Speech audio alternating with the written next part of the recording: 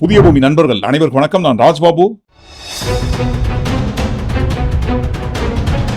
கரூர் சம்பவம் சம்பந்தமாக சதி இருக்குன்ட்டு இவங்க கட்டின கட்டுக்கதைகளுக்கு திமுக அரசுக்கு எதிராகவும் செந்தில் பாலாஜிக்கு எதிராகவும் எந்த ஒரு ஆதாரமும் விஜயிடமும் விஜய் தரப்பினரிடமும் எதுவும் இல்லை என்று வெளியேந்து தான் சொல்லியிருந்தாங்க. ஆனா பாருங்க, இன்றைக்கு விஜயே ஒப்புக்கொண்டிருக்கிறார். 2ஆம் கட்ட சிபிஐ விசாரணை நேற்றைய தினம் விஜயிடம் நடத்தி முடிக்கப்பட்டது இல்லைங்களா?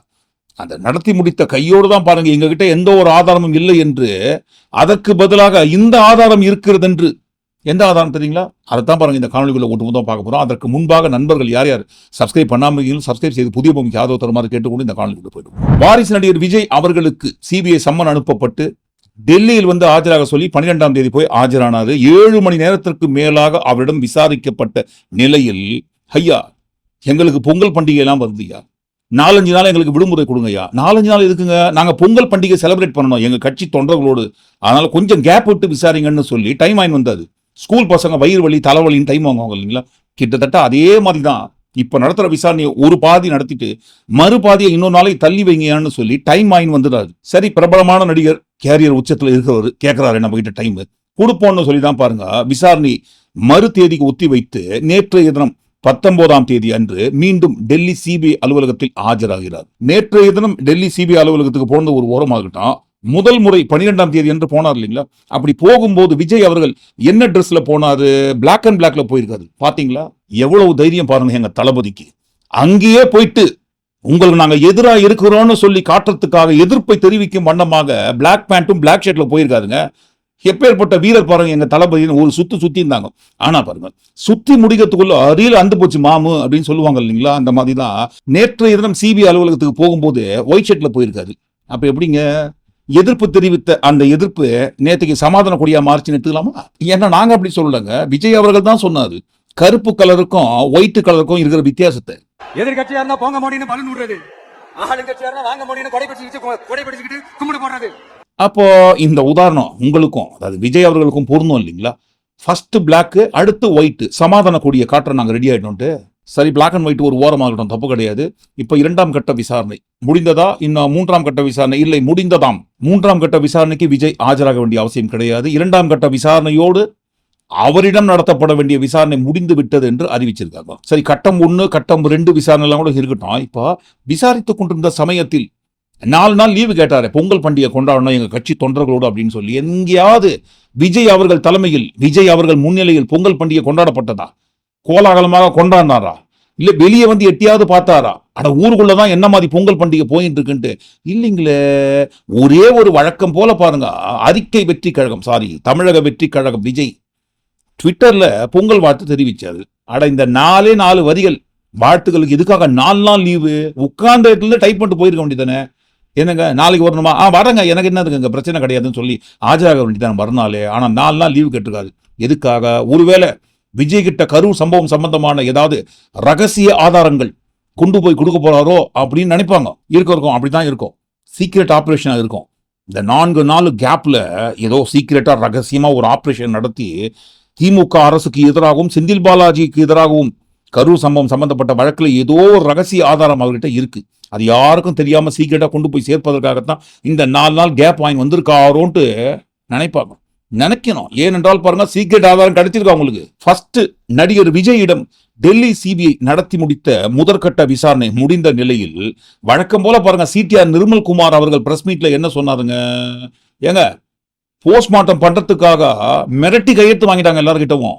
அந்த பாதிக்கப்பட்ட இறந்தவர்களின் குடும்பங்களை கூப்பிட்டு காவல்துறையினர் மிரட்டி முன்தேதியிட்டு கையெழுத்து வாங்கியதாக பல புகார்கள் வந்தது. அது குறித்தும் சிபிஐயிடம் நாங்கள் எங்களுடைய புகார்களை தெரிவித்துள்ளோம். ஏன்னா பல இறந்தவர்களுடைய குடும்பத்தினரை அழைத்து அவர்களை மிரட்டி அவர்களிடம் முன்தேதியிட்டு நாங்கள் தான் அவசரமா போஸ்ட்மார்ட்டம் முடிச்சு தர சொன்னோம்னு சொல்லி தமிழக கரூர் நகர ஸ்டேஷன்ல இருந்து கரூர் எஸ்பி ஆபீஸ்ல இருந்து கூப்பிட்டு மிரட்டியதாக ஆதாரத்துடன் நாங்கள் புகார்களை தெரிவித்துள்ளோம். அது சம்பந்தமாக விரிவாக விசாரணை நடத்துவேன் என்று சிபிஐ.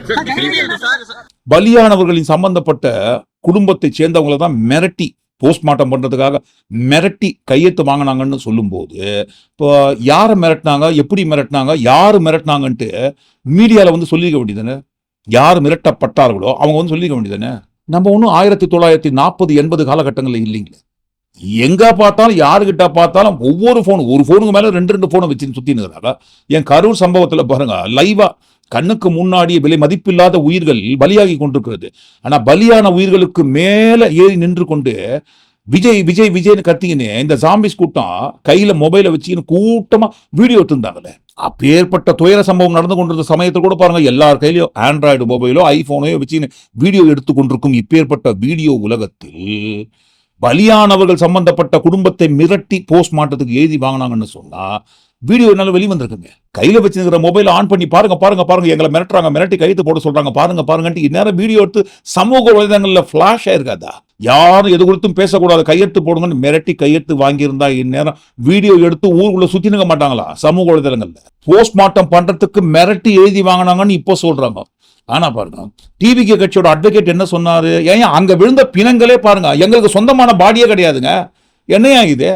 ஊர்ல எங்கெங்கயோ இறந்தவங்களை கொண்டு வந்து இங்க போட்டுட்டு எங்க கணக்குல எழுதலாம் பாக்குறீங்களான்னு சொன்னாரு. உங்களுக்கு இன்கொஸ்ட் ரிப்போர்ட்டே சொல்லவே சார், எந்த உறவினர்கள் வந்து அவங்களை அடையாளம் காமிச்சாங்க, இது இன்னாரு எங்களுடைய உறவினர்னு எங்க இன்கொஸ்ட் ரிப்போர்ட் எப்போ நடத்துனீங்க?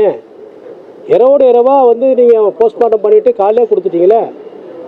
அப்போ எதுக்காக இறந்து போனாங்க? அவங்க உண்மையான இத்தனை பேர் இறந்து போனாங்களா, அல்லது ஏற்கனவே மருத்துவமனைகளில் இறந்தவங்களையும் இதில் ஒரு கணக்கு காண்பித்தீர்களா? இதில் நிறைய விஷயங்கள் இருக்கு.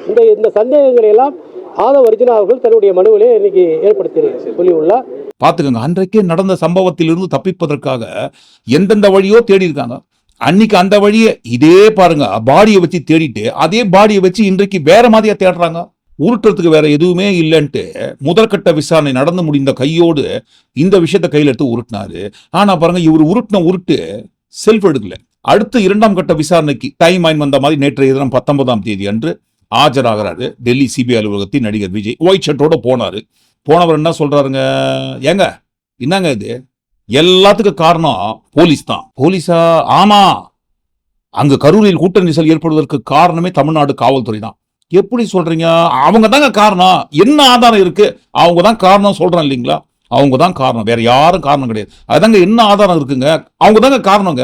கரூர் கூட்ட நெரிசலுக்கு முக்கிய காரணம் காவல்துறைன்னு. சார் என்ன ஆதாரம் இருக்குன்னு கேட்டா எந்த ஆதாரமும் கிடையாது. அப்படியெல்லாம் சொல்லாதீங்க. அவங்க ஏதாவது ஆதாரம் கொடுத்துருப்பாங்க, கண்டிப்பா கொடுத்துருக்காங்க. அவங்க கிட்ட என்ன மாதிரி ஆதாரத்தை ஆதாரமா கொடுத்துருக்காங்க அப்படின்றதான் பாருங்க இந்த காணொலியோட பேஸே. அடுத்து பார்ப்போம். இப்ப கரூர் கூட்ட நெரிசலுக்கு காவல்துறை தான் காரணம் என்று சொல்ற விஜய் எந்த வகையில் காரணம்? ஏன்னா இது ஒண்ணு சினிமா இல்லை இல்லைங்களா? இனிமே அப்படித்தான். என்னப்பா சொல்றீங்க? இனிமே அப்படித்தான்னா போயிட்டே இருக்கணும் அப்படின்னு சொல்லி சீனை கட் பண்ற மாதிரி. இது ஒன்றும் சினிமா இல்லை இல்லைங்களா? நிஜம். கரூர் கூட்ட நெரிசலுக்கு தமிழ்நாடு காவல்துறை தான் காரணம் என்று சொன்னால் அது எந்த வகையில காரணம் என்கின்ற உண்மையை ஆதாரபூர்வமா கொடுக்கணும். அங்க என்ன நடந்தது போலீஸ் மூலமாக அப்படின்ற ஒரு வீடியோ ஆதாரத்தை கொடுக்கணும். கொடுத்தாரா? இல்லைங்களா? எப்படி கொடுக்க முடியும்? கரூர்ல பாருங்க, அவர் வேனை நிறுத்திட்டு கூட்ட நெரிசலை ஏற்படுத்திட்டு உயிர் பலியில் ஏற்படுத்தி நிற்காரு. ஒரு பக்கம் கூட்டம் துடிச்சு நிற்கிறாங்க, அந்த பக்கம் இந்த பக்கம் வேனை நிறுத்திட்டு மேல ஏறுறாரு. வேன் மேல ஏறி நின்ற கையோடு அவர் சொன்ன முதல் வார்த்தை என்னங்க? முதல்ல போலீஸ் டிபார்ட்மெண்ட்டுக்கு என்னுடைய மனமார்ந்த நன்றிகள்.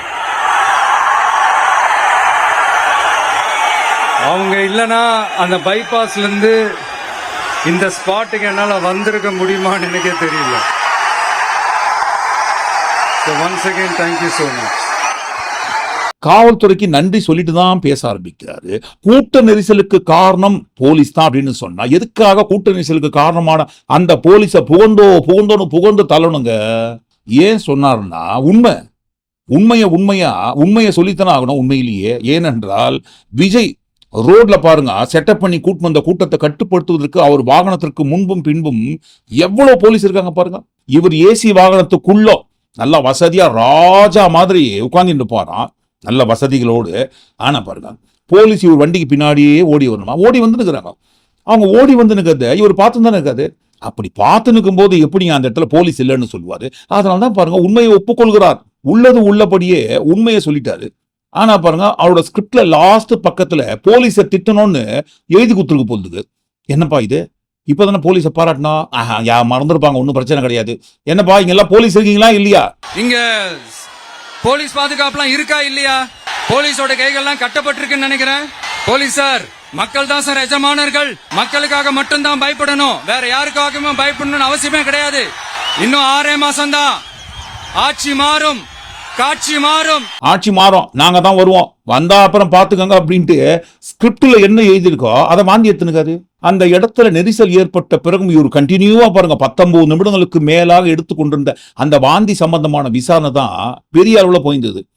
என்னங்க அது, கூட்ட நெரிசல் ஏற்பட்டதுன்னு சொல்றீங்க, எப்போது ஏற்பட்டது?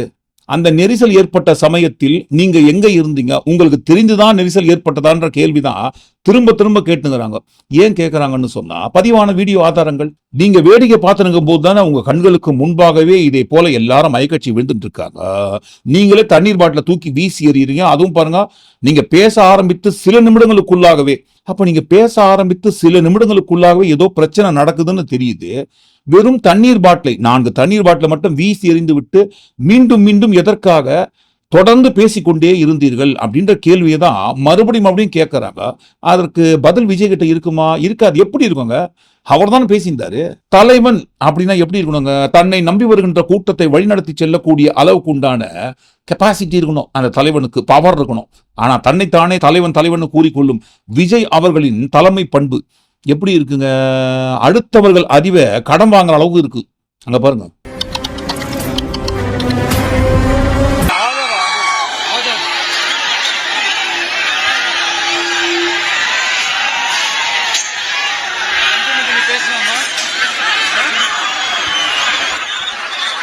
அந்த இடத்துல என்ன நடக்குதுன்ட்டு இறங்கி பார்ப்பதற்கு பதிலாக, ஹலோ ஹலோ ஆதவ், என்ன பேசலாமா, கண்டினியூ பண்ணலாமான்ட்டு ஆதவ் அவர்களின் அறிவை கடன் வாங்கி பாக்கெட்ல போட்டு பேசினுக்காரு. மறுபடியும் சொந்தமா சுயமாக அந்த இடத்துல சிந்தித்து எந்த ஒரு முடிவையும் எடுக்க முடியாத இவர் சிஎம் ஆகி தமிழ்நாட்டை வழிநடத்த போறாராம். வழிநடத்துங்க, தப்பு கிடையாது. ஆனால் இந்த கேள்விக்கு மறுபடியும் பதில் சொல்லுங்க. கரூர் கூட்ட நெரிசலுக்கு போலீஸ் தான் காரணம்னு சொல்றீங்க. எந்த வகையில் காரணம்? அவங்க கிட்ட எல்லா ஆதாரமும் இருக்கு. யாருக்கிட்டங்க? போலீஸ் கிட்ட. சிபிஐ தரப்பு விளக்கம் அளித்ததாக தகவல் வந்திருக்குங்க.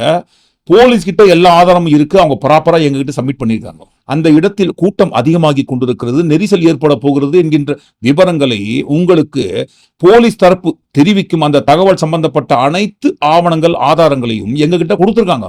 ஆனால் கூட்ட நெரிசலுக்கு போலீஸ் தான் மூல காரணம்னு சொல்ற உங்ககிட்ட என்ன ஆதாரம் இருக்குன்ட்டு விஜயிடம் கேட்ட போது கொடுத்துருக்கணும் இல்லைங்களா? என்னப்பா சொல்றீங்க? என் பிரச்சார வாகனத்தில் பொருத்தப்பட்ட ஹை டெபினிஷன் சிசிடிவி கேமராவில் பதிவான ஆடியோ வீடியோ பார்த்துக்கோங்க. நாங்க வந்துதான் இருந்தோம். அவங்க தான் பாருங்க, போலீஸ் தான் வாங்க வாங்க வாங்க வாங்க வாங்க வாங்க கூட்ட நெரிசல் அதிகமாக இருக்குது, பரவாயில்லைங்க, பிரச்சனை இல்லை, நாங்க உங்களுக்கு வழியை ஏற்படுத்தி கொடுக்குறோம். அவங்க தான் எங்களை வலுக்கட்டாயமா இழுத்துட்டு போனாங்க. வேண்டுமானால் இந்த ஆதாரங்களை பார்த்துக் கொள்ளுங்கள், வீடியோ மட்டும் கிடையாது வித் ஆடியோவோட இருக்குன்ட்டு விஜயோட பிரச்சார வாகனத்தில் பொருத்தப்பட்ட சிசிடிவியில் பதிவான ஆதாரங்களை கொடுத்துடணும் இல்லைங்களா? கொடுக்கலன்னு உங்களுக்கு தெரியுமான்னு கேட்பாங்க. அவங்க கிட்ட உண்மையிலேயே இருந்திருந்தால், அதை போன்ற காவல்துறைக்கு எதிராக ஒரு ஆதாரம் இருந்திருந்தால், நேர்மையாக 50 மீட்டருக்கு முன்னாடியே நீங்க வண்டியை நிறுத்துங்கன்ட்டு போலீஸ் சொல்வதற்கு பதிலாக, இல்லைங்க 50 மீட்டருக்கு முன்பாக நாங்க இங்கே நிறுத்திடுறோம், உள்ள கூட்டம் அதிகமா இருக்க, இந்த வாகனங்கள்லாம் உள்ள வந்தா நெரிசல் ஏற்பட வாய்ப்பு இருக்குன்ட்டு விஜய் தரப்பு ஒருவேளை சொல்லியிருக்கிற பட்சத்துல, இல்ல அப்படி எல்லாம் கிடையாதுங்க, நாங்க உங்களை கொண்டு போய் சேர்க்க வேண்டிய இடத்துல கண்டிப்பா கரெக்டா சேர்த்துடுறோம், நாங்க இருக்கோம் வாங்கன்னு விஜய் வாகனங்கள் அனைத்தையும் போலீஸ் தான் கம்பல் பண்ணி உள்ள கூட்டிட்டு போயிருந்தா கண்டிப்பா இந்த வீடியோவை சமூக வலைதளங்கள்ல கிடையாதுங்க, மெயின் ஸ்ட்ரீம் மீடியால தெரிக்க விட்டுருக்க மாட்டாரா விஜய் அவர்கள்? பாத்துக்காங்க போலீஸ் தான் காரணம்னு சொல்லி. அன்றைக்கே நிரூபிக்க முடியாதவர் இன்றைக்கு எப்படிங்க சிபிஐ கிட்ட ஆதாரங்களை கொடுத்து நிரூபிப்பார்? கண்டிப்பா நிரூபிக்க வாய்ப்பும் கிடையாது. அவங்க கிட்ட எந்த ஒரு ஆதாரமும் இல்லை. போற போக்குல கழுத்தை நெரிச்சாங்க, கத்தியால கீச்சாங்க, ஸ்ப்ரே அடிச்சாங்கன்ட்டு செட்டப் பண்ணி வேணா பேச முடியும். அண்ணா வர ஆரம்பிச்சார். அங்க வந்து பஸ் நின்னதுதான், நின்ன உடனே செருப்பெல்லாம் தூக்கி போட போகுது. யாராவது தொண்டர்களோ இல்லை ரசிகர்களோ செருப்பை தூக்கி போட மாட்டாங்க. செருப்பு தூக்கி போட்ட உடனே அவங்க கலவரத்தை ஸ்டார்ட் பண்ண ஆரம்பிச்சிட்டாங்க. மக்களை வந்து எல்லாத்தையும் தள்ளி விட ஆரம்பிச்சிட்டாங்க. தள்ளி விட்டு வேணும்னே கழுத்தை மிதிக்கிறாங்க. துண்டில் வச்சு கழுத்தை ஒரு குழந்தை, அம்மாவும் 2 குழந்தைங்க இறந்தாங்க, அவங்க வந்து கழுத்தை நெரிச்சு கொண்டிருக்காங்க. ஏன் இதெல்லாம் யாருமே எதுவும் கேட்கல? மக்கள் எவ்வளோ பேர், கரூர் மக்களுங்க எல்லாருமே எல்லாம் போட்டுட்டு தான் இருக்காங்க. இதுக்கு எல்லாம் யார் காரணம்னு எல்லாம் தெளிவாக சொல்லிட்டு தான் இருக்காங்க. அவங்க ஏன் யாரும் எதுவும் கேள்வி கேட்க மாட்டேங்கிறீங்க? எங்கள் வீட்டுக்கார மட்டும் நீங்கள் எப்படி கைது பண்ணீங்க? அதுக்கு எனக்கு பதில் சொல்லணும். காவல்துறைக்கு எனக்கு பதில் சொல்லணும். கவர்மெண்ட்டும் காவல்துறை எனக்கு பதில் சொல்லணும். இவங்க வந்து எல்லாமே திட்டமிட்டு பண்ணிட்டாங்க. முழுக்க இது 2 பேர் காரணங்க. ஒன்று செந்தில் பாலாஜி, இன்னொன்று ஸ்டாலின் அங்கிள். இவங்க 2 பேரும் வந்து திட்டமிட்டு அவங்க வந்து ரவுடி பசங்களை உள்ளே விட்டுட்டு ஸ்ப்ரே அடிச்சிருக்காங்க. மயக்கம் வரதுக்கு ஸ்ப்ரே அடிச்சிருக்காங்க. ஸ்ப்ரே அடிச்சு எல்லாம் மயக்கம் போட்டு ஒவ்வொருத்தராக விழுக ஆரம்பிச்சிட்டாங்க. விழுதுன்னா அந்த ரவுடி பசங்க எல்லாத்தையுமே தள்ளுறாங்க. நாங்கள் கண்ட்ரோல் பண்ணுற அளவுக்கு ஸ்டடியாக நிற்கிற அளவுக்கு அங்கே இல்லை. எல்லாத்தையுமே தள்ளுறாங்க. நாங்கள்லாம் ஒரு 10 பேர் அந்த ஒரு குழி இருக்கு அந்த தெருவில், ஸ்டார்டிங்லேயே அந்த குழிகளை தள்ளிட்டாங்க. எங்களெல்லாம் விழுங்க கொத்தோடு அப்படியே சாயிறாங்க, வேணுன்னே சாயிறாங்க, கழுத்தில் வச்சு கால் வச்சு மிதிக்கிறாங்க. அந்த இடத்தில் கூடியிருந்தவர்கள் அனைவரும் விஜய் ரசிகர்கள், ஜாம்பிஸ் கூட்டம். யாராவது விஜயை பத்தி பேசினாலே பறந்து பாஞ்சி வந்து கடிக்கிற அந்த கூட்டத்துக்கு நடுவில் யாராவது ஒரு கூட்டம் உள்ள வந்து கத்திய கீச்சாலோ, கழுத்தை நெரிச்சாலோ, கால் வச்சு அமுக்குனாலோ, ஸ்ப்ரே அடிச்சாலோ, இந்நேரம் பாருங்க அந்த கூட்டம் பிடிச்சி கடிச்சிருக்காதா? இந்தாங்கப்பா பாத்துங்கப்பா, இதே போல அக்கிரம அநியாயம் பண்றாங்க, வீடியோ எடுத்து முகத்தை எக்ஸ்போஸ் பண்ணிருக்க மாட்டாங்களா? எல்லார் கையிலயும் வீடியோ இருக்கு, ஏன் ஒருத்தர் கூட மாட்டலங்க? போற போக்குல சதி நடந்து விட்டதுன்னு உட்டுன்னு உத்தின்னு தான் இருந்தாங்க. சரி, இங்கதான் உருட்டுறாங்களே, வாண்டடா பர்பஸா எங்களுக்கு டெல்லி விசாரணை தான் வேணும், தமிழ்நாட்டை சேர்ந்த அதிகாரிகள் யாரும் விசாரிக்க கூடாதுன்னு சுப்ரீம் கோர்ட்ல கேஸ் போட்டு டெல்லி விசாரணையை வாங்கி வந்திருக்காங்களே, ஒரு டெல்லிக்கு போகும்போது அந்த ஆதாரங்களை குழப்பதற்கு வாய்ப்பு இருக்கும்ட்டு வெயிட் பண்ணியிருந்தாங்க. ஆனா பாருங்க, முதற்கட்ட விசாரணையிலும் எந்த ஒரு ஆதாரத்தை கொடுக்கல, இரண்டாம் கட்ட விசாரணையிலும் எந்த ஒரு ஆதாரமும் கொடுக்கல. ஏனென்றால் எங்க கிட்ட ஆதாரம் இல்லைன்னு சொல்லிட்டாங்களா? எதுவுமே இல்லைன்னு சொல்லிட்டாங்க. எங்க கிட்ட எந்த ஒரு ஆதாரமும் கிடையாது. செந்தில் பாலாஜி தான் இதை செய்தார் என்கின்ற ஒரே ஒரு ஆதாரம் யாருக்கிட்ட இருக்கு தெரியுங்களா? விஜய் அவர்கள்கிட்ட. அவர்கள் தான் இல்லைன்னு சொல்லிட்டாரு. ஒரே ஒருத்தர்கிட்ட தான் தமிழ்நாட்டிலேயே அந்த ஆதாரம் இருக்கு. யார்கிட்ட தெரியுங்களா? அவரே சொல்றாரு பாருங்க. அதாவது கடந்த முறை அமித்ஷா அவர்கள் தமிழகம் வந்த பொழுது எல்லாருக்கும் இதுல நீங்க நிறைய விஷயங்கள், நிறைய ஊடகங்கள், நிறைய நீங்க விவாதம் நடத்துறதுக்கான வாய்ப்புகள் நிறைய இருந்தது. கடந்த முறை அமித்ஷா அவர் வந்தபோது தமிழகத்துடைய பாரதிய ஜனதா கட்சியோட தலைவர் என்ன சொன்னார்? அவர் இந்த நயினா நாகேந்திரன் அவர் என்ன சொன்னார்? இந்த 41 பேர் மரணத்திற்கு காரணம் செந்தில் பாலாஜி அப்படின்னு திரு அமித்ஷா அவர்கள் முன்னிலையில் சொன்னார். இது சம்பந்தமாக தமிழக ஊடகங்கள் விவாதம் நடத்தியிருக்க வேண்டும். இது சம்பந்தமாக சம்மன் அனுப்பப்பட்டதா இல்லையான்னு கேள்வி எழுப்பியிருக்க வேண்டும். இது சம்பந்தமாக அந்த சம்பந்தப்பட்ட நபர் கைது செய்தார் இல்லையான்னு கேள்வி எழுப்பப்பட்டிருக்க வேண்டும். நல்லா பாத்துக்கங்க மக்களே, நண்பர்களே, எல்லாரும் நல்லா பாத்துக்கங்க. கொள்கை எதிரின்னு ஊரை ஏமாற்றி கொண்டிருந்த டிவிகே கட்சியும் பிஸ்கேஜேபி கட்சியும் கூட்டாளிகள் அப்படின்ற ஒரு உண்மையை இதற்கு முன்பாக விஜய் கட்சி ஆரம்பித்த நாள்ல இருந்து வெளியே தான் சொல்லியிருந்தாங்க. ஆனா பாருங்க, அவங்களே தங்கள் வாயால் கொடுத்த வாக்கு மூலம் நாங்க பிஸ்கெட் ஜேபி கட்சியோட கூட்டாளிகள் தான், அதுல எந்த ஒரு சந்தேகமும் உங்களுக்கு வேண்டாம் என்று. கரூர் கூட்ட நெரிசலுக்கு காரணம் போலீஸ் தான், அதை விட மூல காரணம் செந்தில் பாலாஜி தான். அவர் தான் பாருங்க ஒரு கூட்டத்தை அனுப்பி சதி பண்ணி அந்த இடத்துல கூட்ட நெரிசல் ஏற்படுத்தி விட்டார் அப்படின்னு சொன்னா செந்தில் பாலாஜி தான் இதை செய்தார் என்பதற்குண்டான ஆதாரத்தை விஜய் தரப்பு கொடுக்கணும்.